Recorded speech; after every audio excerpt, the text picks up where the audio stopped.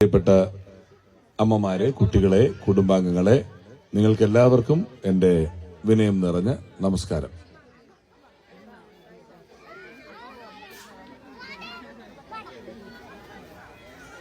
നിങ്ങളേതാണ്ട് 2 മണിക്കൂറായി കാത്തിരിക്കുന്നു എന്ന് ഞാൻ അറിഞ്ഞു, അല്ലേ? ഇങ്ങോട്ടെത്താൻ വേണ്ടി ഞാൻ ഏകദേശം 8 മണിക്കൂറായി കാത്തിരിക്കുന്നു. രാവിലെ അവിടുന്ന് പുറപ്പെട്ടപ്പോ തൊട്ട്. ഇടി ആര്യ, നീ വന്നേ, നീ വിടരുത്, ഞാൻ പറയാം, നമുക്ക് ഒന്നിച്ചു പോവാ.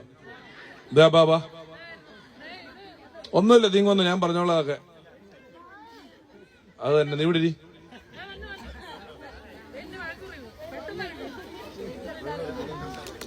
ബാ ബാ ബാ, ഞാൻ അതിന്റെ കഥയൊക്കെ പറഞ്ഞുതരാം, എന്നിട്ട് നീ മനസ്സിലാക്ക്. എന്താ വൈകിയെന്നുള്ളത് പറഞ്ഞു കൊടുക്കുമ്പോ എനിക്ക് മനസ്സിലാവും. ആ മക്കളെ, എല്ലാരും ഒന്ന് ഇരുന്നേ. അപ്പോ 2 മണിക്കൂറായി കാത്തിരുന്ന നിങ്ങൾ ഓരോരുത്തരോടും എന്റെ ഹൃദയം നിറഞ്ഞ നന്ദി ഞാൻ ഈ അവസരത്തിൽ പറയുകയാണ്. വലിയ പ്രസക്തിയുള്ള ഒരു തെരഞ്ഞെടുപ്പിലേക്കാണ് നമ്മൾ നടന്നുപോയിക്കൊണ്ടിരിക്കുന്നത്. ഞാന് പാലക്കാട് സ്ഥാനാർത്ഥിയാണ് എന്നുള്ള പ്രഖ്യാപനം വന്ന് എന്നോട് പാർട്ടിയുടെ നേതൃത്വത്തിൽ നിന്നും പാലക്കാടേക്ക് പോകേണ്ടി വരും, നിങ്ങളാണ് അവിടെ സ്ഥാനാർത്ഥി എന്ന് പറഞ്ഞ ശേഷം ഞാൻ എന്റെ നല്ല മനസ്സിന് ഇവിടെയുള്ള എല്ലാ പാർട്ടി പ്രവർത്തകരോടും പറഞ്ഞു, ഞാൻ നിങ്ങളോടൊന്നും ആവശ്യപ്പെടില്ല. എന്റെ ഏതെങ്കിലും കൂട്ടുകാരനെ കാണാൻ പോണെന്നോ, എന്റെ ഏതെങ്കിലും ബന്ധുവിന്റെ വീട്ടിൽ ഉണ്ണാൻ പോണെന്നോ, എന്റെ ബന്ധുക്കളൊക്കെ ഇവിടെ കുഴൽമന്നത്തുണ്ടേ, ഒരു 2 മിനിറ്റ് അവിടെ ഒന്ന് പോയിട്ട് വരാമെന്നൊന്നും ഞാൻ പറയില്ല. നിങ്ങൾ പ്ലാൻ ചെയ്തോ, ഞാൻ എവിടെ പോണം, എപ്പോ പോണം, എങ്ങനെ പോണം, ആരെ കാണണം, ആരോട് മിണ്ടണം, എത്ര നേരം മിണ്ടണം എന്നൊക്കെ നിങ്ങൾ പ്ലാൻ ചെയ്തോ. ഞാൻ അടിമയായി നിൽക്കാം, കാരണം നിങ്ങളാണല്ലോ പാലക്കാട് അറിയുന്ന ആളുകൾ. തൽക്കാലം അങ്ങനെ നിങ്ങൾ ചാർട്ട് ചെയ്തോളാൻ പറഞ്ഞു. എന്റെ നല്ല മനസ്സിന് ഇവരൊരു ചാർട്ട് ചെയ്തു. ഇന്നലെ ഒരു ദിവസത്തെ കഥ ഞാൻ പറയാം. ഒരു 7 മണിക്കൂർ ഓപ്പൺ ജീപ്പിൽ പാലക്കാടിലൂടെ എല്ലാം പോയി കഴിഞ്ഞിട്ട് ഈസ്റ്റർ ആണ്. രാത്രി 12 മണിക്ക് ഒരു പള്ളി, 1 മണിക്ക് ഒരു പള്ളി, 2:30 മണിക്ക് വേറൊരു പള്ളി. 2:30 മണിക്ക് വേറൊരു പള്ളിയിലെ കുർബാന കഴിഞ്ഞപ്പോ എന്നോട് പറഞ്ഞു, ഓടിപ്പോയി കുളിച്ചിട്ട് വാ, 4 മണിക്ക് മീൻ മാർക്കറ്റ് തുറക്കും, നമുക്ക് അവിടെ പോണോന്ന്. അങ്ങനെ 4 മണിക്ക് മീൻ മാർക്കറ്റിൽ പോയി കഴിഞ്ഞിട്ട് കുടുംബസംഗമം, യാത്രകൾ അങ്ങനെയാണ് ഇവിടെ എത്തുന്നത്. അപ്പൊ എല്ലായിടത്തും കാത്തിരിക്കുമ്പോൾ ഇങ്ങനെ ഇത്ര നേരം കാത്തിരിക്കുന്നതല്ലേ, അവരൊരു 4 ഫോട്ടോ ഒക്കെ എടുക്കട്ടെ എന്ന് പറയും. 5 മിനിറ്റ് ചേട്ടാന്ന് 10 പേര് പറയുമ്പോൾ അത് 50 മിനിറ്റായി. അങ്ങനെ അടുത്ത സ്ഥലത്ത് ചെല്ലുമ്പോൾ 5 മിനിറ്റ് ചേട്ടാന്ന് 10 പേര് പറയും. അങ്ങനെ എല്ലായിടത്തും 2.5 മണിക്കൂർ വൈകിക്കൊണ്ടിരിക്കുകയാണ്. പക്ഷേ ഈ വൈകലൊരു വലിയ പ്രശ്നം എനിക്കും നിങ്ങൾക്കുമല്ല. കാരണം നമ്മൾ എന്തായാലും 10 വർഷം കാത്തിരുന്നില്ലേ, ഇനിയിപ്പോ ഒരു 2 മണിക്കൂർ കാത്തിരിക്കുന്നതിന് എന്തെങ്കിലും ബുദ്ധിമുട്ടുണ്ടോ? നമുക്കൊരു നല്ല നാളുകളിലേക്ക് നമ്മൾ കടന്നു വരാൻ പോവുകയല്ലേ. പാലക്കാടിന്റെ ചരിത്രത്തിലെ ഏറ്റവും വലിയ വികസന കാലഘട്ടം ആലോചിച്ച് നോക്കിയാൽ കേരളവും പാലക്കാടും ഒന്നിച്ച് UDF ഭരിച്ച സമയമാണ്. ഉമ്മൻചാണ്ടി സാർ കേരളം ഭരിക്കുന്നു, ഷാഫി പാലക്കാടിന്റെ MLA ആയിരിക്കുന്നു. ആ സമയമായിരുന്നു പാലക്കാടിന്റെ ഏറ്റവും ഗംഭീരമായ സമയം. അതുപോലൊരു സമയത്തേക്ക് നമ്മൾ വീണ്ടും വരാൻ പോവുകയാണ്. ഞാനിവിടെ വന്ന് ഇറങ്ങിയപ്പോ ആദ്യം എന്നെ പറ്റിയുള്ളൊരു വലിയ ആരോപണം ഞാൻ സിനിമാ നടനാണെന്നുള്ളതാണ്. അപ്പം ഭയങ്കര സിനിമാ നടനാണ്, അവൻ ഇവിടെ ഇട്ടിട്ട് പോകും, സിനിമാ നടനാണ്, തിരിച്ചു പോകുന്നൊക്കെ പറഞ്ഞു. അപ്പൊ ഞാൻ നോക്കിയപ്പോ ബാക്കി 2 പാർട്ടിയിലും 50-ലധികം സിനിമകളിൽ നായകന്മാരായിട്ട് അഭിനയിച്ചവര് ഇലക്ഷനിൽ നിന്നിട്ടുമുണ്ട്, ജയിച്ചിട്ടുമുണ്ട്. ഞാനാണെങ്കിൽ ആകപ്പാട് 50 പടത്തിലെ അഭിനയിച്ചിട്ടുള്ളൂ, അതിൽ 35 പൊളിഞ്ഞും പോയി. ഞാൻ സിനിമാ നടനായത് സത്യത്തിൽ രാഷ്ട്രീയത്തിൽ വന്നപ്പോ, സിനിമയിൽ നിന്നപ്പോഴൊന്നും ആരും ഞാൻ സിനിമാ നടനാന്ന് അംഗീകരിച്ചില്ലായിരുന്നു. രാഷ്ട്രീയത്തിൽ വന്നപ്പോ എല്ലാരും കൂടെ എന്നെ പറഞ്ഞ് സിനിമാ നടനാക്കി. അങ്ങനെ പറഞ്ഞെന്നെ ഒരു വലിയ നടനാക്കിയ മറ്റു പാർട്ടിയിലുള്ള എല്ലാവരോടുമുള്ള എന്റെ നന്ദി ഞാൻ ഈ അവസരത്തിൽ ആദ്യമായിട്ട് അറിയിക്കുന്നു. വലിയ നന്ദി അവരങ്ങനെ പറഞ്ഞതിനെല്ലാം. നമ്മൾ മത്സരിക്കുന്നത് ഐക്യജനാധിപത്യ മുന്നണിയിലാണ്. ഐക്യജനാധിപത്യ മുന്നണി എന്ന് പറയുന്നതിലെ ആദ്യത്തെ 2 വാക്കുകൾ കാക്കുക എന്നുള്ളതാണ് മുന്നണിയുടെ ഇപ്പോഴത്തെ ഏറ്റവും വലിയ ലക്ഷ്യം. അതിലൊന്ന് ഐക്യവും, രണ്ടത് ജനാധിപത്യവുമാണ്.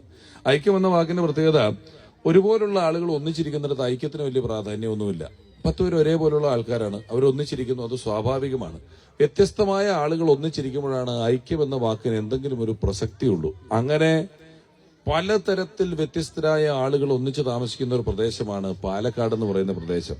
ടൗൺ അടുത്താണ്, ഗ്രാമം അടുത്താണ്, നല്ല അഗ്രഹാരങ്ങൾ അവിടെ നിൽക്കുന്നു, വേറെ സ്ഥലങ്ങൾ ഇവിടെ നിൽക്കുന്നു. അങ്ങനെ എല്ലാ തരത്തിലുള്ള ആളുകളും ഒന്നിച്ച് താമസിക്കുന്ന അതിമനോഹരമായ ഒരു സ്ഥലമാണ് പാലക്കാട്. ആ പാലക്കാടിന്റെ സ്ഥാനാർത്ഥിയായി ഇവിടെ വന്ന് കഴിഞ്ഞ കുറെ ദിവസങ്ങൾ കൊണ്ട് നിങ്ങൾ തരുന്ന സ്നേഹം അകമഴിഞ്ഞതാണ്. ആ സ്നേഹത്തിന് ഞാൻ നിങ്ങളോട് എന്നും കടപ്പെട്ടിരിക്കുന്നു.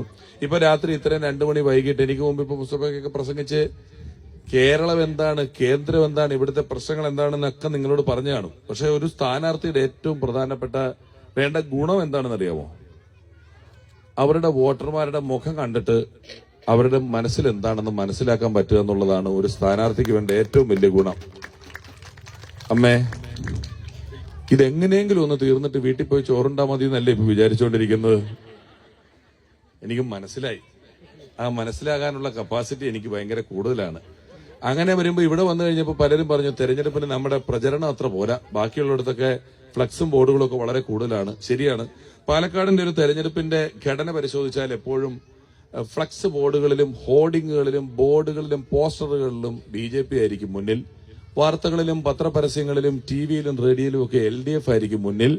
പക്ഷെ റിസൾട്ട് വരുമ്പം UDF ആയിരിക്കും മുന്നിൽ. അതെല്ലാ കാലത്തും അങ്ങനെയാണ്. നമ്മൾ സ്ഥിരമായിട്ട് എങ്ങനെയൊക്കെ ആരൊക്കെ വന്ന് കളിച്ചാലും അവസാനം നമ്മൾ ആ ഒരു കാര്യത്തിൽ നമ്മൾ വിജയിച്ചെടുക്കാറുണ്ട്. അപ്പം സിനിമാക്കാരെന്നുള്ള ആരോപണം ഉള്ളതുകൊണ്ട് ഞാൻ പറയണം, സിനിമയിൽ ഞങ്ങൾ എപ്പോഴും പറയും, എത്ര പോസ്റ്റർ വെച്ചാലും എത്ര ബാനർ വെച്ചാലും ഏതെല്ലാം നടന്മാർ TVയിൽ വന്നിട്ട് ഈ സിനിമയെക്കുറിച്ച് ഘോരഘോരം പ്രസംഗിച്ചാലും ഒരു സിനിമ വിജയിക്കണമെങ്കിൽ ആളുകൾ അതിനെക്കുറിച്ച് നല്ല അഭിപ്രായം പറയുമ്പോഴാണ് ആ സിനിമ വിജയിക്കുന്നത്. ഇതുവരെ പോസ്റ്റർ കണ്ടിട്ട് മാത്രം ഞാനൊരു സിനിമക്ക് പോയിട്ടില്ല, അഭിപ്രായം കേട്ടിട്ടാണ് പോകുന്നത്. UDFനെ സംബന്ധിച്ചിടത്തോളം UDFനെ പറ്റി നല്ല അഭിപ്രായം പറയുന്ന ഒരു വലിയ ജനത പാലക്കാട് ഉണ്ട് എന്നുള്ളതാണ് പാലക്കാട് എപ്പോഴും നമുക്ക് ധൈര്യം തരുന്ന ഒരു സ്ഥലമായി മാറുന്നത്.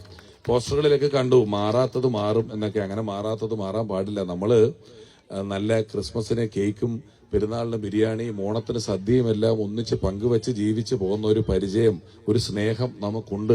അത് മാറാൻ പാടില്ല, അത് മാറ്റാൻ നമ്മൾ ആരെയും അനുവദിക്കാൻ പാടില്ല. അങ്ങനെ മാറാത്തത് മാറണ്ട, അത് നമ്മുടെ കയ്യിൽ തന്നെ എപ്പോഴും സുരക്ഷിതമായിട്ട് ഇരിക്കേണ്ടതാണ്.